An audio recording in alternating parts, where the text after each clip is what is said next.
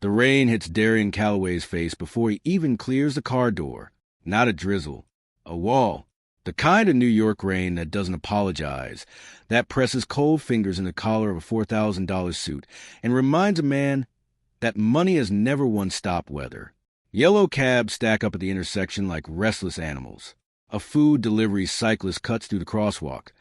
Cursing at no one, the deli on the corner bleeds fluorescent light onto the wet pavement, and the whole block smells of exhaust, wet concrete, and something frying in oil somewhere deep inside a building that doesn't care who's watching. Darian doesn't break stride. Briefcase in hand, shoulders squared, eyes already fixed on the glass lobby doors 30 feet ahead. 8:15, same as always. The city moves around him the way water moves around stone. Fast, indifferent, rerouting without thought. He has walked this exact stretch of sidewalk 231 times. He has counted. Control lives in the counting. Then the old man on the bench speaks. You ignore me every day. The voice is low, unhurried, and cuts straight through the rain, and the traffic noise like it was aimed. Every single one. Darian stops. Not slows. Stops. His left foot lands and stays. The briefcase swings once and goes still.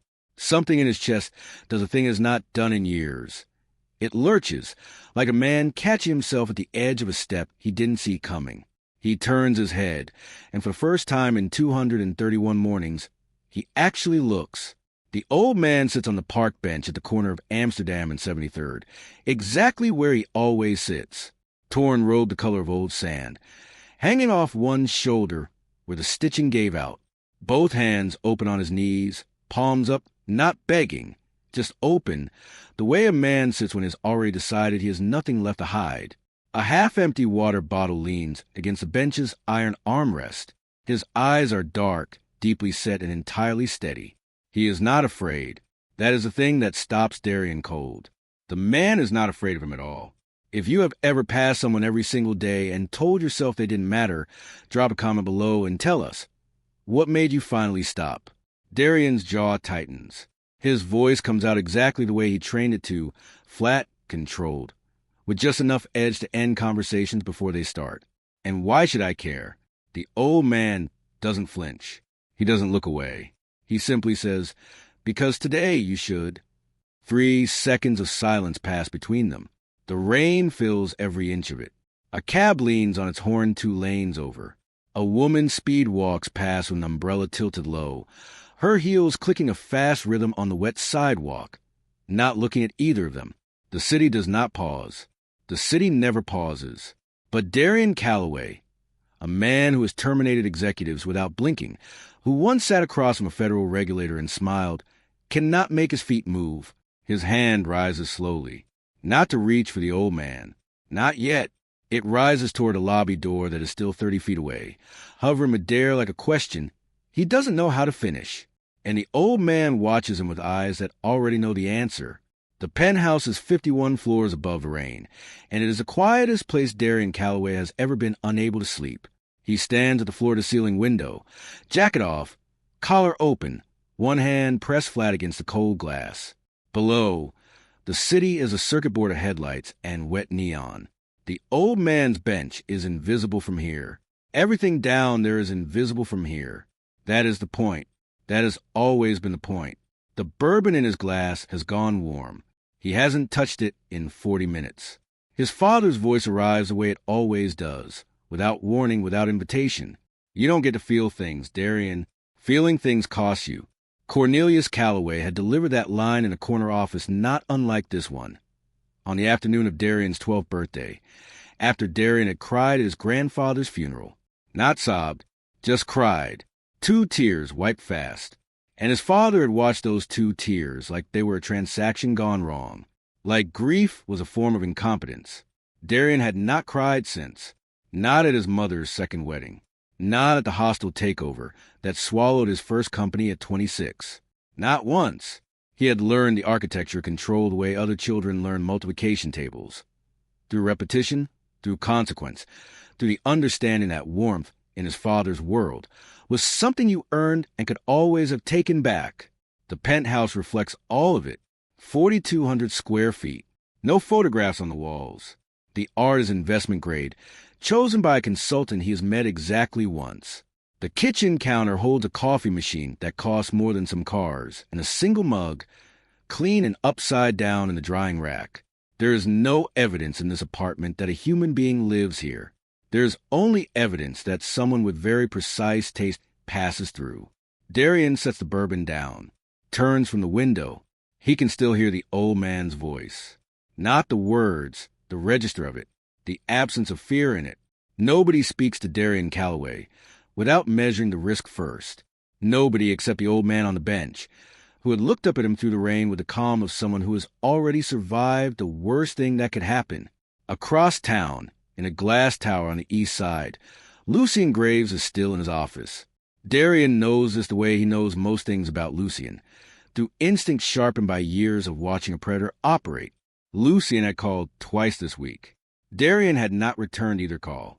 There's a deal on the table that Lucien wants signed, and the longer Darian waits, the louder Lucien's patience wears thin.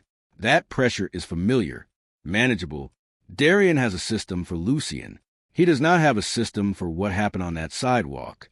He moves to his desk, opens his laptop. The Calloway Group's overnight reports load automatically. 3 subsidiaries, 2 pending acquisitions, a labor dispute in the Memphis distribution center that is VP flagged at 6 p.m. He reads 3 lines and stops.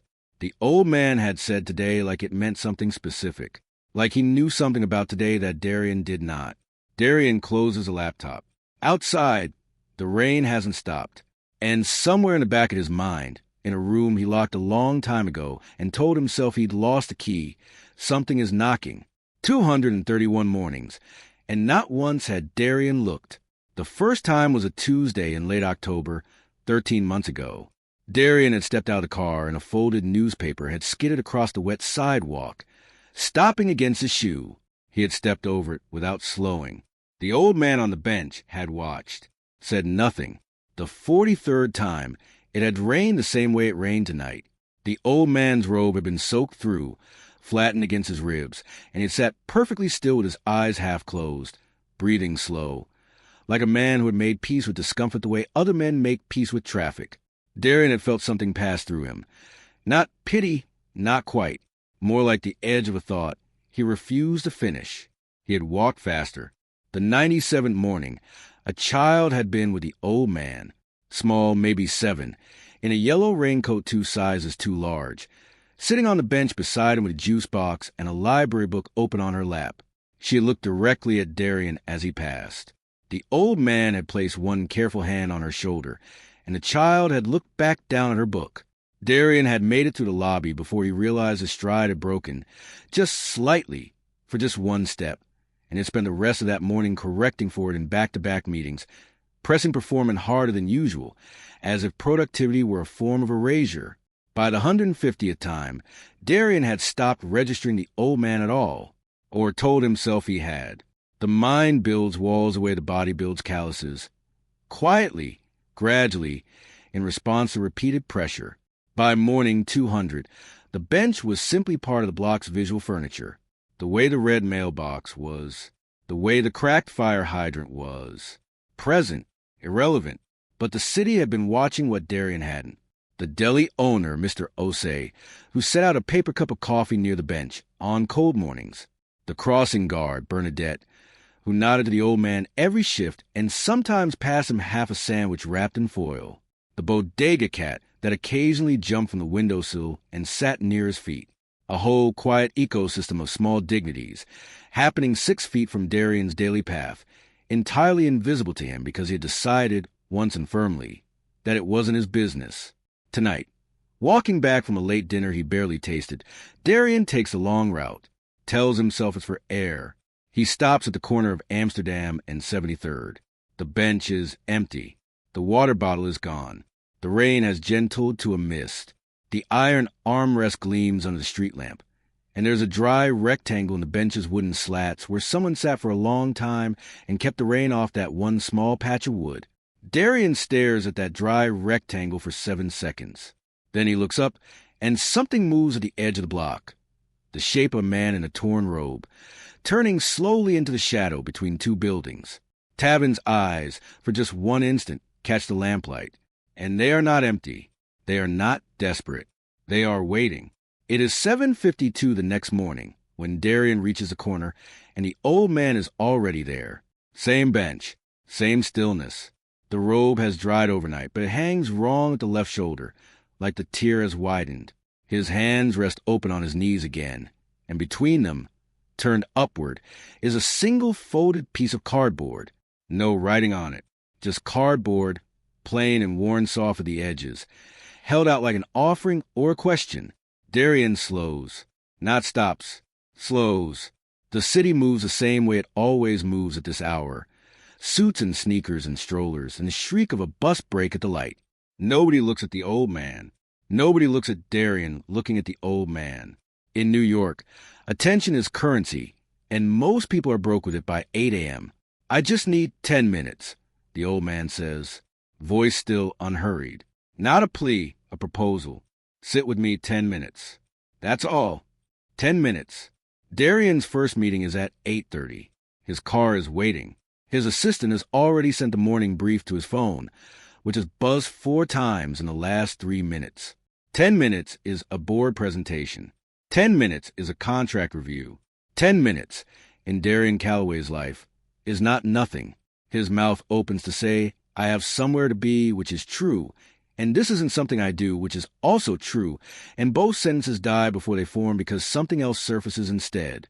A memory, sharp and specific and uninvited.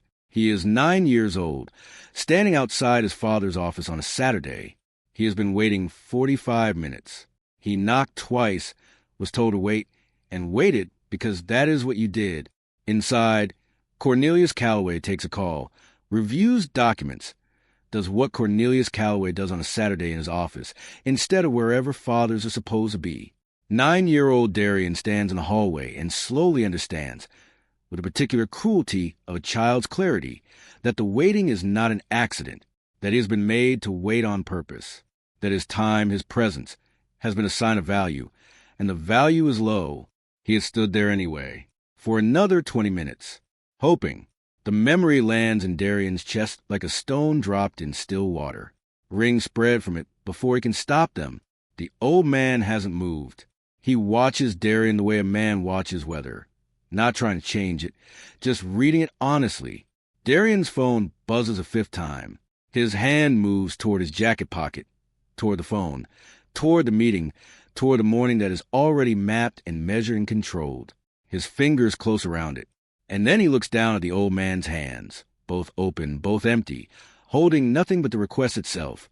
And something in Darian's chest pulls in a direction his calendar has never accounted for. He doesn't sit. Not yet. But he doesn't walk away either. He stands at the edge of the bench like a man standing at the edge of a decision he hasn't named yet.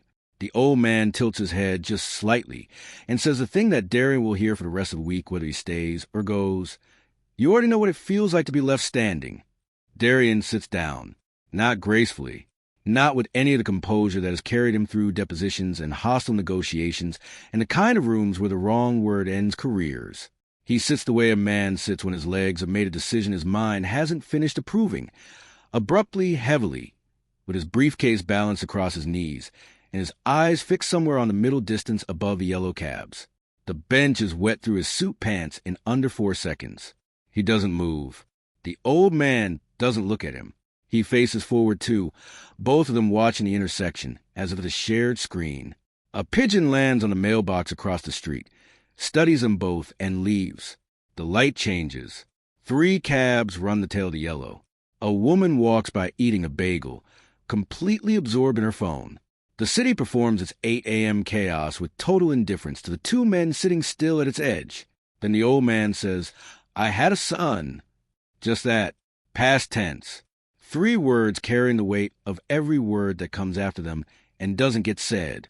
The rain has dropped to a fine mist, and it sits in the old man's gray hair like scattered glass.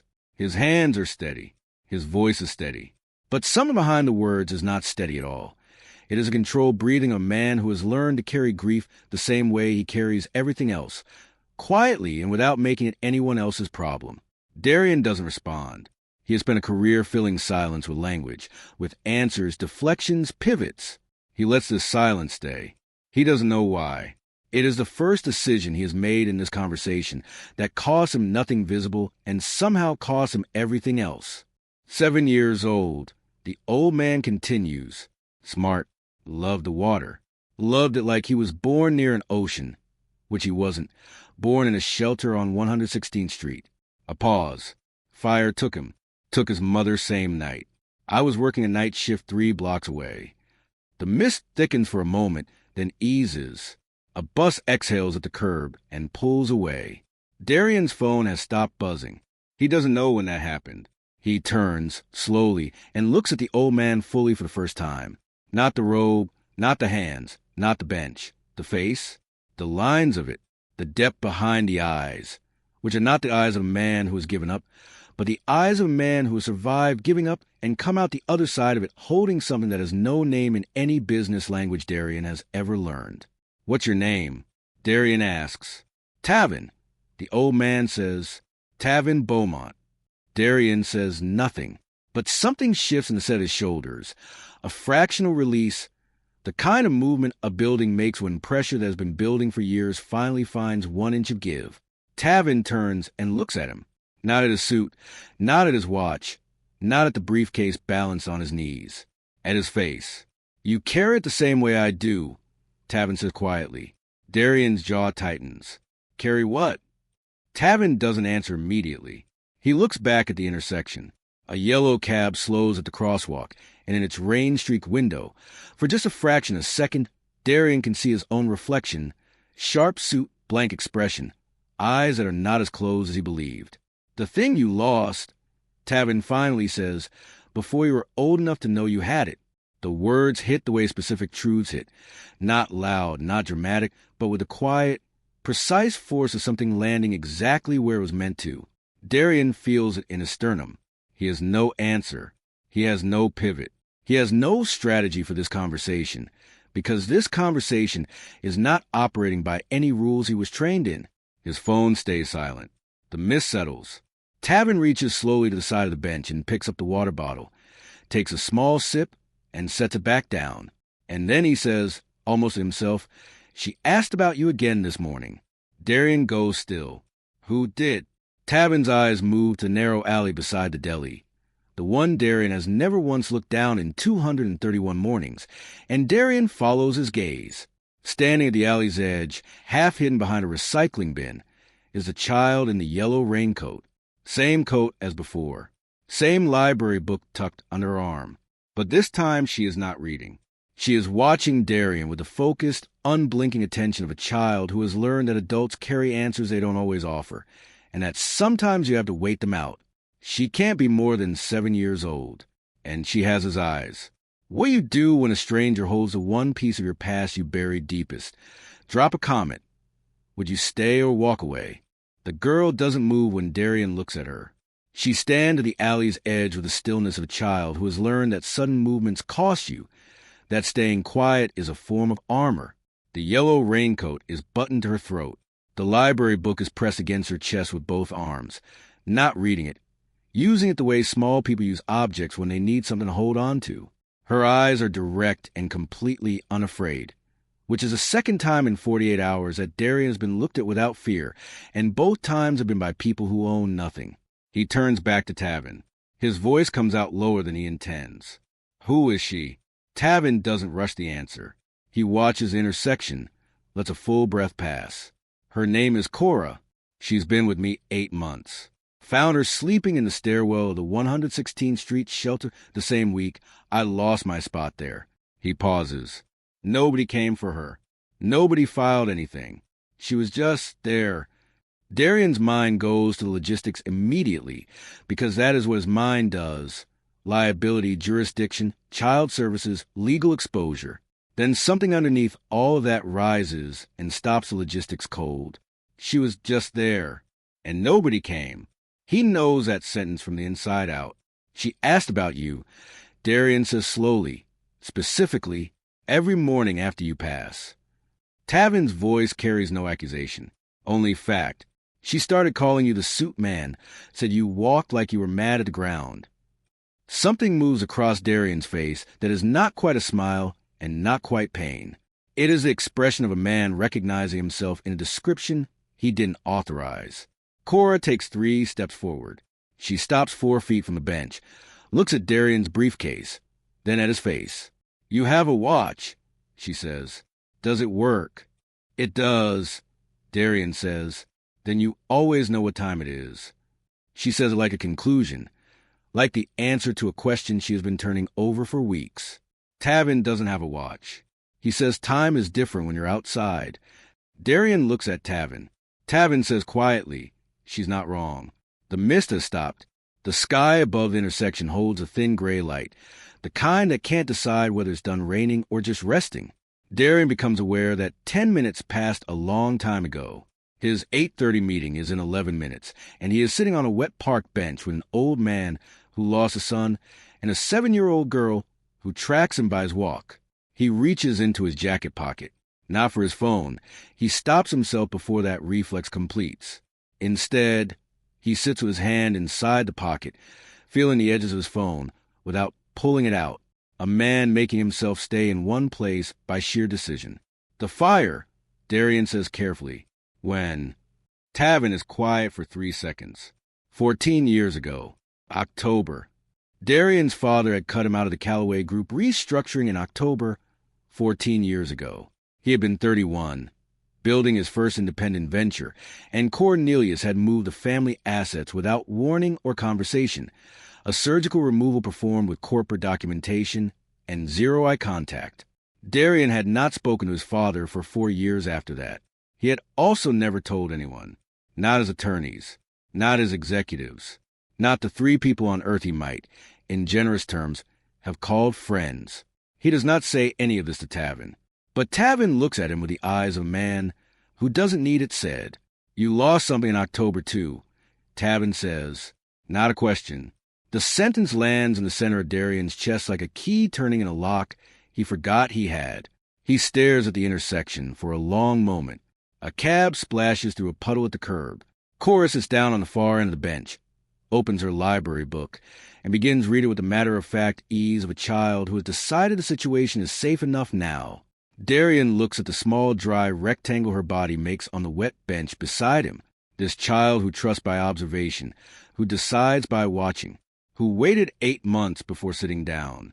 He spent his entire career building rooms people had to earn their way into. And here is a 7-year-old doing it better than any boardroom he has ever run. What does she need? Darian asks. His voice is different now, still controlled, but the control has changed character. It is no longer a wall.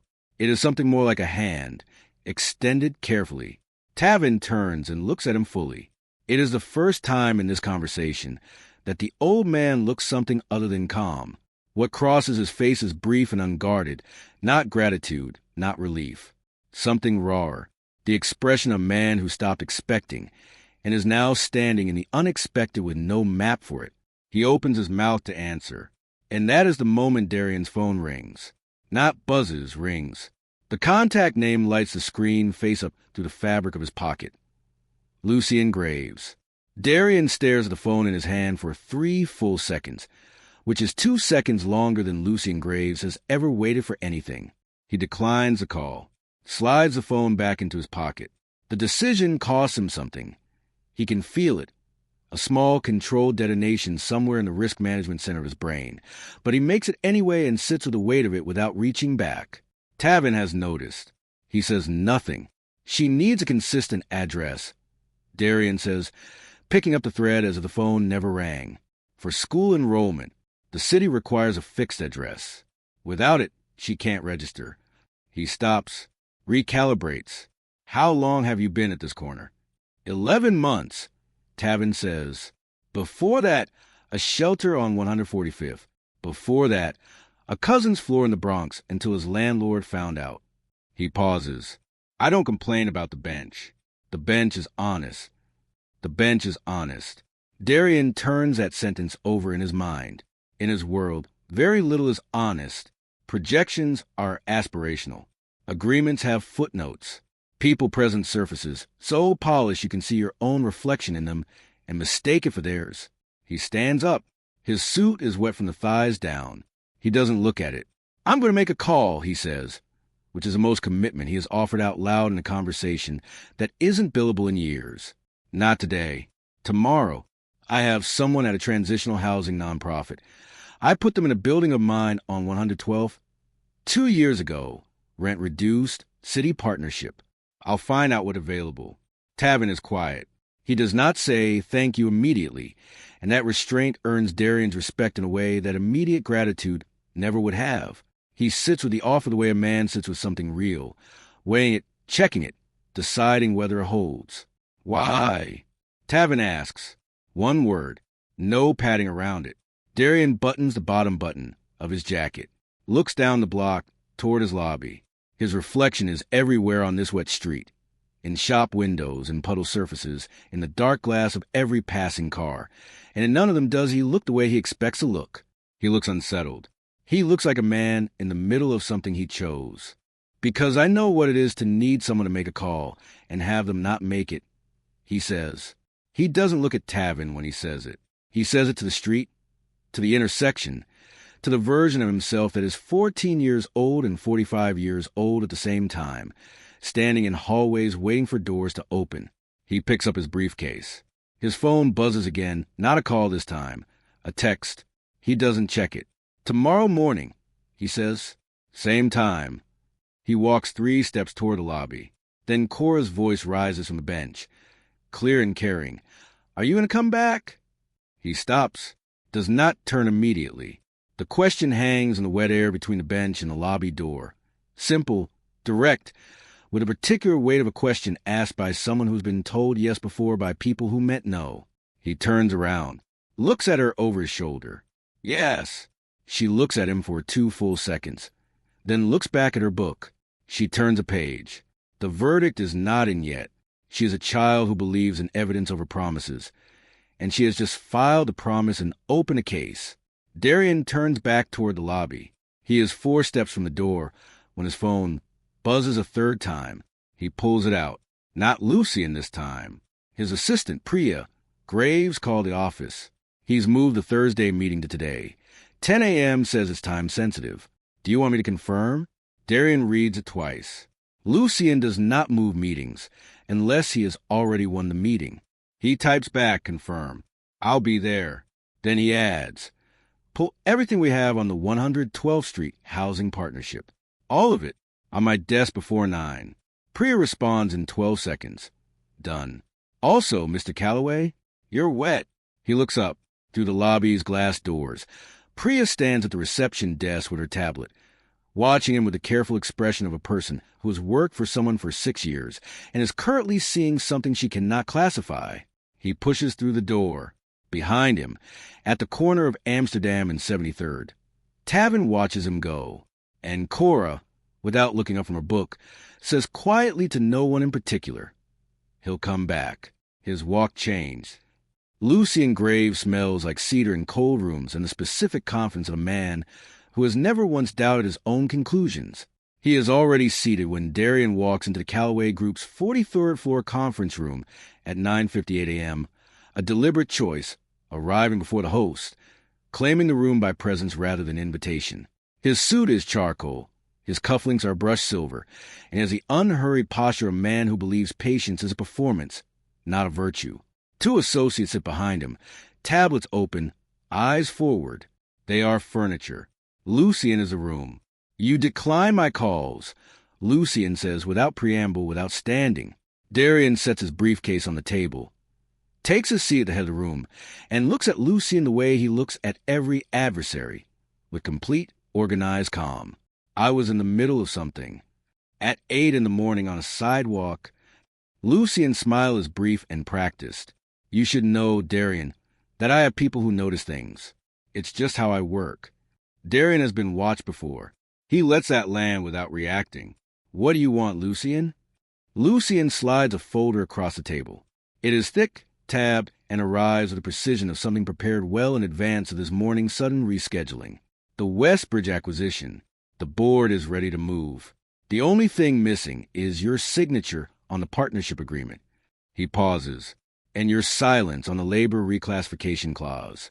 Darian opens a folder. He reads the clause in question.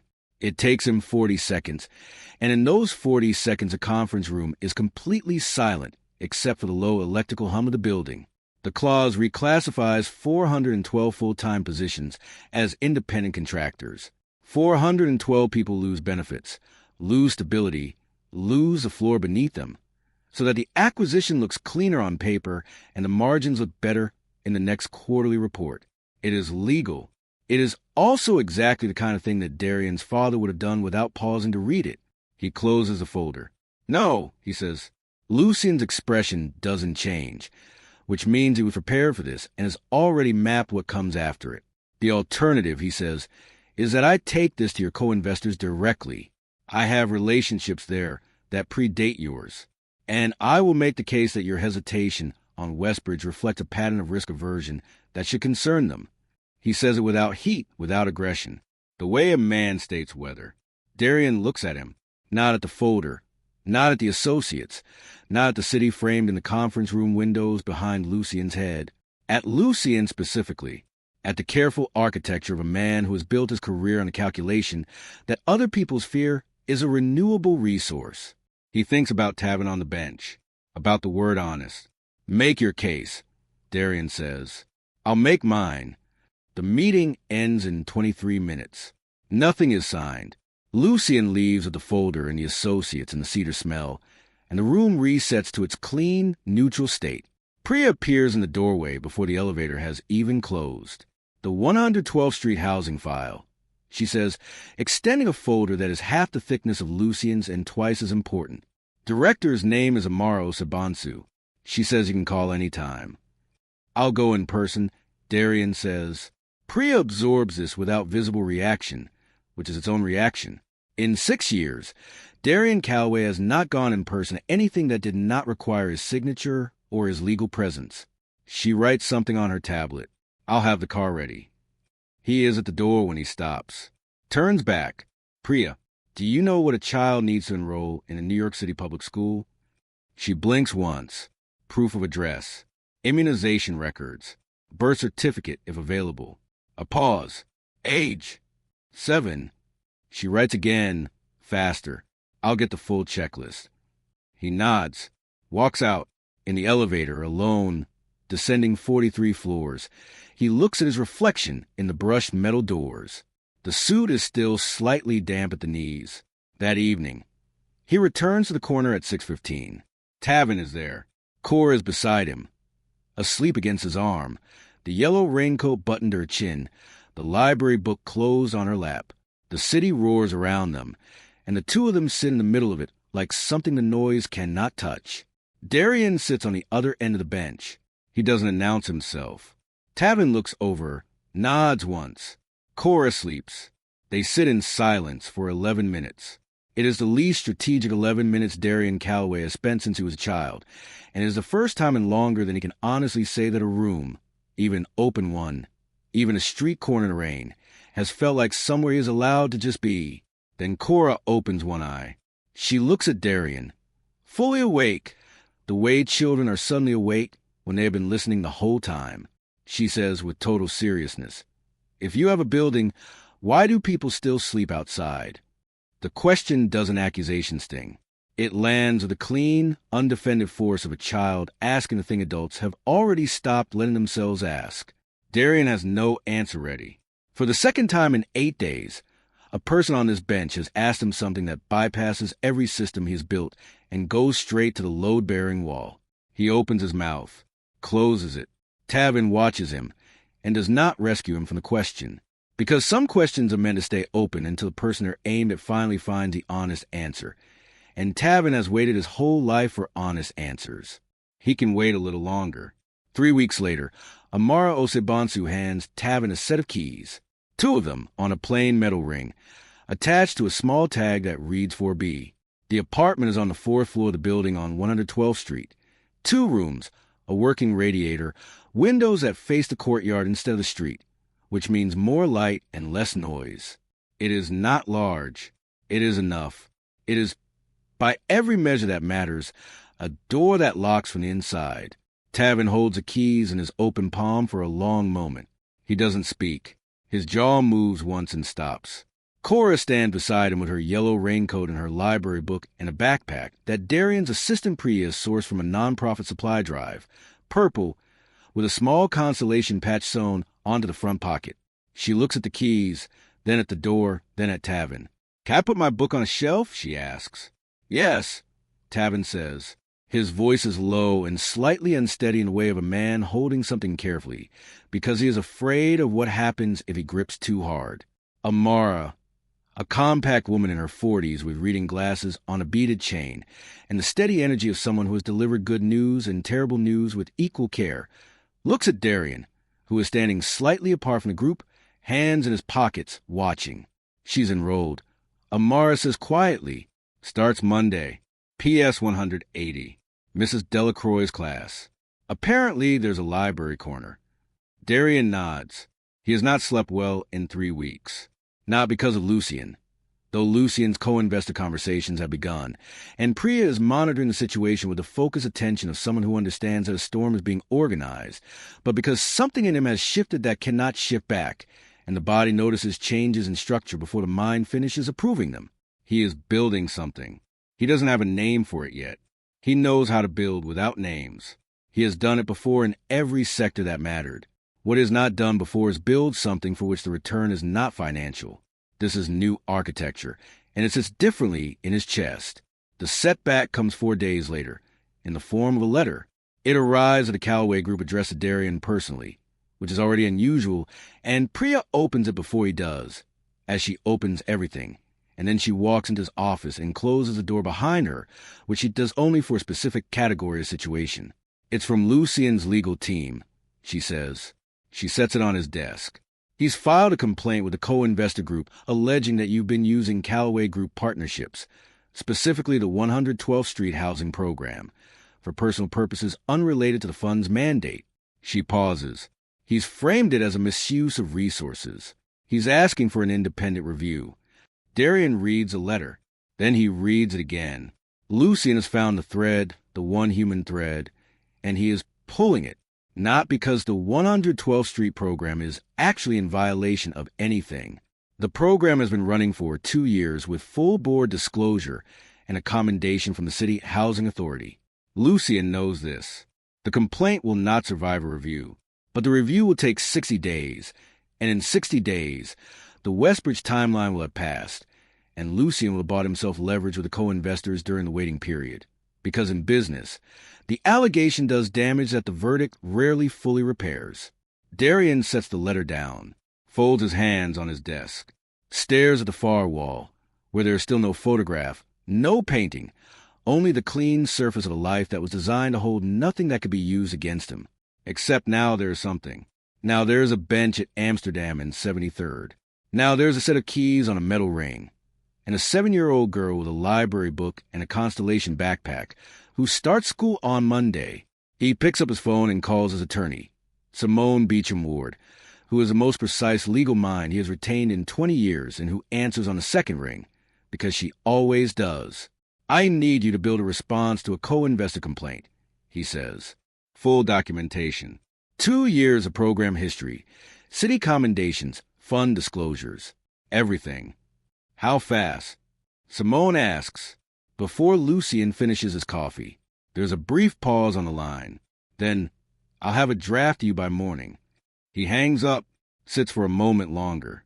Then he stands, gets his jacket, and tells Priya he'll be back in an hour. He goes to the corner. It is 3 in the afternoon, and the bench is empty. Tavin and Cora are upstairs in 4B now, which is where they should be, which is a whole point. But Darian sits on the bench anyway, in his suit, in the October afternoon, on the wet iron slats at the corner of Amsterdam and 73rd. A man walks past and looks at him. This well-dressed man sitting alone on a street bench with no phone out. And the look is a particular New York look of mild confusion, quickly abandoned. Darian doesn't notice it. He is thinking about the keys on Tavin's palm, about the way Tavin's jaw moved once and stopped, about Cora asking whether a shelf was possible, not a room, not a house, not a promise, a shelf, the smallest possible claim on permanence. He is thinking about how much of his life he has spent trying to be unassailable, and how none of that armor protected him from a 3-word sentence. "I had a son. spoken by an old man in a torn robe on a wet bench. He stays for 20 minutes. The city moves around him, indifferent and alive, and for the first time in longer than he can chart, he doesn't need it to be anything other than what it is. 6 weeks after Cora starts school, she reads aloud to Tavin for the first time. She does at the small table in apartment 4B, with her library book open flat and her finger tracking the lines, her voice careful and deliberate the way new readers are, treating each word like a step on uncertain ground, testing weight before shifting it. Tavin sits across from her with his hands wrapped around a coffee mug, watching her the way a man watches something he wasn't sure he'd live to see. Darian is there, too. He had been coming to 4B on Tuesday and Thursday evenings. Not every day, not with ceremony, just present in a way that presence becomes a pattern, and a pattern becomes a promise. He sits near the window, jacket off, sleeves rolled to the elbow, going through documents on a tablet. It took 4 visits before it stopped feeling strange. Now it feels like something he cannot yet name, but has no interest in stopping. Simone filed the full response to Lucien's complaint on day 3. The independent review took 11 days instead of 60. Simone had built a case so complete that the reviewing firm had little left to examine. The complaint was dismissed without a formal proceeding. Lucien has not called since. His silence is its own sentence, and Darian has learned to read it. A man recalculating, waiting for the next angle. That is fine. Darian has spent his whole career in rooms with men who are recalculating. He knows how to stand in those rooms. What he is still learning is how to stand in this one. This small apartment with the working radiator and the courtyard light, and the one shelf where Cora has arranged her books in a system that makes sense only to her, which she explained once with great seriousness, and which Darian has not moved even a single volume out of. Cora finishes the page. She looks up at Tavin. Did I do the hard words right? Every one, Tavin says. She looks at Darian. Did you hear? I heard, he says. She holds his gaze for a moment with the evaluating focus she has never fully dropped. This child who decides by evidence, who opened a case on the morning, he said yes and has been collecting data since. Then she says with the finality of a verdict, you can come on Fridays too. Darian looks at Tavin, who is watching him over the coffee mug with eyes that are warm and tired and full of particular knowledge of a man who has lost everything and is now, in the smallest and most honest ways, holding something again. I'll clear Fridays, Darian says. Nobody makes a speech. Nobody cries. Outside, the city runs its evening noise, horns, a distant siren. The mechanical exhale the bus at the corner. The radiator knocks once and settles. Cora turns to the next page of her book. What has changed is not visible in any filing, any deed, any quarterly report. It is visible in the things that are now present where absence was. A mug in a rack at 4B beside Tavin's. A second chair at the small table that wasn't there 3 weeks ago. A spare key on Darian's keychain that doesn't open any room in his penthouse. The fact that he walks to the corner on mornings when there is no meeting, no obligation, no reason except that he wants to, and that wanting something without calculating its return is a muscle he is only now learning to use. On a Thursday in November, Tavin walks with Darian to the lobby of the Callaway Group building for the first time. Not inside, just to the glass door. He is wearing a coat, navy wool. Darian's choice, bought without announcement and left folded on the 4B chair one Tuesday without comment, which is how Darian has learned to give things to people who have spent years refusing to accept what comes with conditions. Tavin had put it on without comment, too. The language of that exchange required no words. At the lobby door, Tavin looks up at the building, all glass and height and the particular confidence of wealth made physical, and then looks at Darian. You still walk like you're mad at the ground, he says. Darian almost smiles. It is not a full smile. It is a thing just before one. The moment when the face decides whether to commit, and it stays there, suspended, which is maybe more honest than the full thing would have been. He pushes through the lobby door. Tavin watches him go, hands in his coat pockets, standing in the November air with the stillness of a man who is nowhere urgent to be, and has finally, after a very long time, found that this is not the same as having nowhere to belong. Above, 51 floors up, the penthouse is still quiet, but it is a different kind of quiet now, less like absence, more like a room that has been open to air. And at the corner of Amsterdam and 73rd, the bench sits empty in the early morning light. No cardboard, no water bottle, no one waiting, just iron and wood, and the particular dignity of a place that held something important until something better came along, and then let go. Darian Calloway does not look back at it when he passes the corner these days, not because he is ignoring it, but because he no longer needs to. He already knows what's there. If this story made you feel something real, share it with someone who needs to hear it today. Subscribe and turn on notifications so you never miss a story that inspires, challenges, and reminds us what we owe each other. Drop a comment below. What did Darian finally learn that no boardroom ever taught him? Your words might be exactly what someone else needed to read today.